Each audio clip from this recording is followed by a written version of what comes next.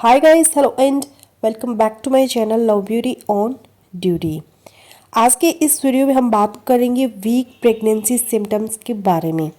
आप pregnancy conceive करने के लिए कोशिश कर रहे हैं, अभी आपकी प्रेगनेंसी कंफर्म नहीं हुई लेकिन आपको प्रेगनेंसी की सिम्टम्स है, आपको लग रहा है कि आप प्रेग्नेंट हो चुकी हैं या आपने प्रेगनेंसी अपनी कंफर्म कर ली है, तो उसके बाद भी आगे कौन सी ऐसी सिम्टम है कि अगर वो आपके अंदर आते हैं तो उसका मतलब है कि आपकी प्रेगनेंसी कमज़ोर है, हेल्दी नहीं है, ठीक नहीं है, आपको परेशानी की ज़रूरत है।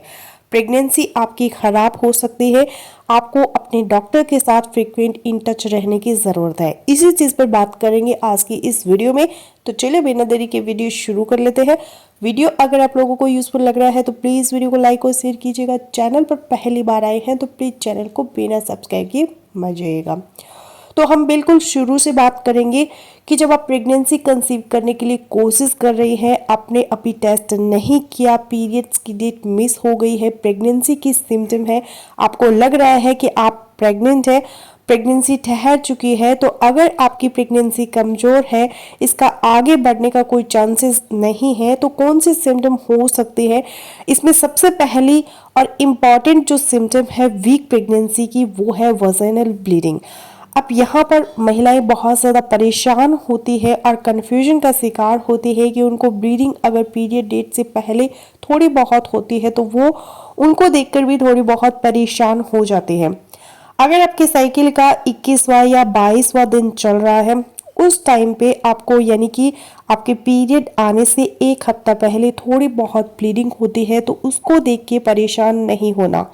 सम टाइम इम्प्लांटेशन की ब्लीडिंग होती है जो गर्भ ठहरने की सिम्टम होती है, लेकिन ये बहुत ज़्यादा ब्लीडिंग नहीं होती, 1 से 2 ड्रॉप से ब्लड के होते हैं और 1 से 2 दिन तक आपको ये फील हो सकते हैं। लेकिन अगर आपके पीरियड्स की डेट गुजर गई, इम्प्लांटेशन के दिन भी गुजर गई, इम्प्लांटेशन ब्लीडिंग का टाइम भी गुजर गया, उसके बाद अगर आपको ब्लीडिंग होती है और बहुत ज़्यादा होती है और साथ में क्लॉट्स भी कभी कभार आने लग जाते हैं, तो ये कमज़ोर प्रेगनेंसी की सिम्टम है। आपको तुरंत से अपने डॉक्टर से कंसल्ट करने की ज़रूरत है। हो सकता है कि आपकी प्रेगनेंसी आगे ना चल सके अगर आप तुरंत से कोई ट्रीटमेंट ना लें।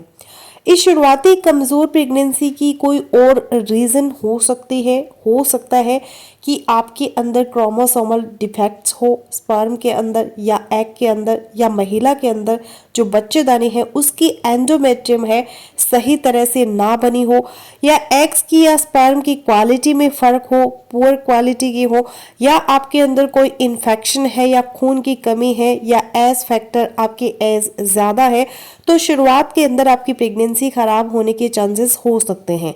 और एक्चुअली ब्लीडिंग प्रेगनेंसी के दौरान किसी भी टाइम एक अलार्मिंग साइन होता है आपके लिए, और अगर बहुत ही हैवी ब्लीडिंग होती है तो मिसकैरेज का साइन भी हो सकता है। और अगर फर्स्ट ट्राइमेस्टर में आपको ऐसा होता है, ज़्यादा हैवी ब्लीडिंग होने लग जाती है, तो एक्टोपिक प्रेगनेंसी को भी रोल आउट करना चाहिए।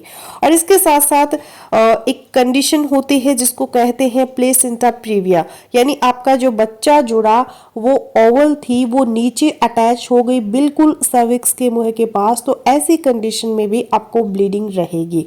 अपने डॉक्टर के साथ कंसल्ट करने की ज़रूरत होती है। ऐसी महिलाओं को अगर वो इंटरकोर्स करती है तब भी ब्लीडिंग होने लग जाती है। अब यहाँ पे जो दूसरी इंपॉर्टेंट सिम्टम है कमजोर प्रेगनेंसी की, वो है क्रैम्पिंग। आपकी लोअर बेली के अंदर यदि तेज दर्द रहता है और दर्द ऐसा है कि आपको मेडिसिन से भी रिलीफ नहीं मिलता, तो आपको चिंता करने की ज़रूरत है।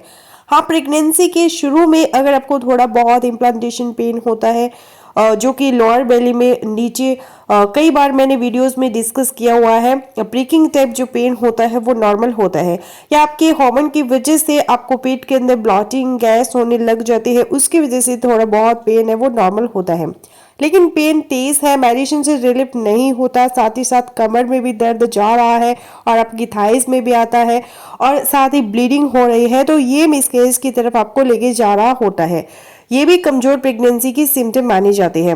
अब यहाँ पे तीसरी इंपॉर्टेंट चीज कि अगर आपकी प्रेगनेंसी आगे बढ़ गई है तो अक्सर महिलाएं फिर अल्ट्रासाउंड करवाने जाती है। जब 2 से 3 हफ्ते गुजर जाते हैं उनकी डेट के ऊपर, तो अल्ट्रासाउंड के ऊपर डॉक्टर बताते हैं कि आपके बेबी की तो हार्ट बीट नहीं आ रही है, तो अल्ट्रासाउंड में बेबी का ना शो होना या बेबी की हार्ट बीट का ना आना भी वीक प्रेगनेंसी की सिम्टम है। ये प्रेगनेंसी भी ज्यादातर आगे ग्रो नहीं करती, अबॉर्ट करना पड़ता है या अपने आप खराब हो जाता है। इसकी वजह मैंने पहले ही आपको बता दी है।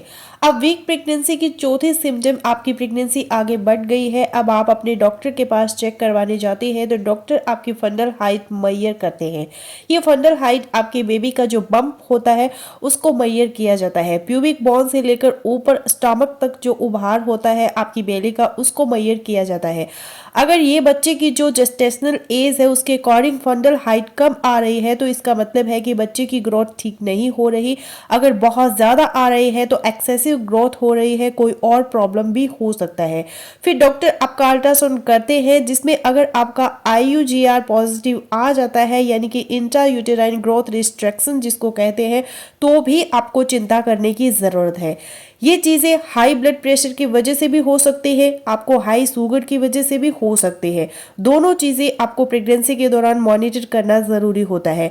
अब यहाँ पे पांचवा संकेत कमजोर प्रेगनेंसी का है, वो है आपकी बेबी की मोमेंट। अगर आपकी बेबी की मोमेंट एकदम से खत्म हो गई है या कम हो गई है तो आपको परेशान होने की ज़रूरत है। आपकी बेबी की मोमेंट पर ध्यान देना कि वो पहले जैसी है या एकदम से चेंज हो गई है। अगर आपको मोमेंट में कमी फील हो रही है तो कुछ मीठा खाना है, उसके बाद कम से कम 15 से 20 मिनट रिलैक्स होकर लेट जाना है। फिर अपनी बेली के ऊपर आप हल्का फुल्का अपना हाथ फेरे, उसके बाद अपने बेबी की मूवमेंट फील करने की कोशिश करें। तो 2 घंटे में अगर 8 से 10 बार मूवमेंट आ रही है तो ठीक है, अदरवाइज अपने डॉक्टर से कंसल्ट जरूर करें।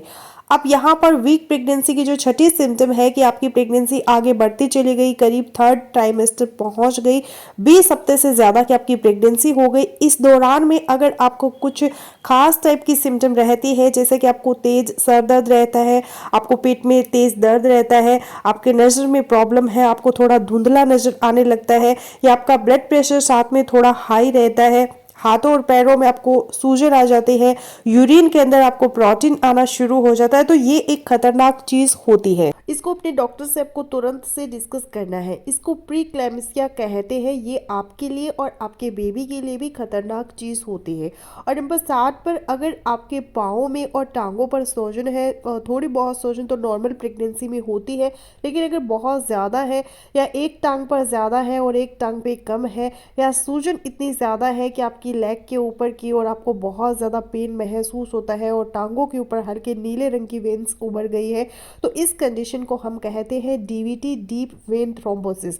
तो प्रेगनेंसी के अंदर खून का गाढ़ा हो जाने की वजह से ये कंडीशन होती है। इसको भी अपने डॉक्टर से डिस्कस करना ज़रूरी होता है। और इन द एंड आपको बता दूं कि प्रेगनेंसी के दौरान किसी भी स्टेज पे अगर आपको बुखार होता है, तेज़ बुखार का रहना आपके लिए और आपके बच्चे के लिए नुकसानदेह हो सकता है। वायरल भी हो सकता है बुखार, बैक्टीरियल भी हो सकता है, आपको UTI भी हो सकता है, जो आपको मिसकैरेज की तरफ लेके जा सकता है। तो इसीलिए कमज़ोर प्रेगनेंसी की इन सारी सिम्टम को या ऐसी सिम्टम को जो आपकी प्रेगनेंसी को कमज़ोर कर देती है, दिमाग में रखिए।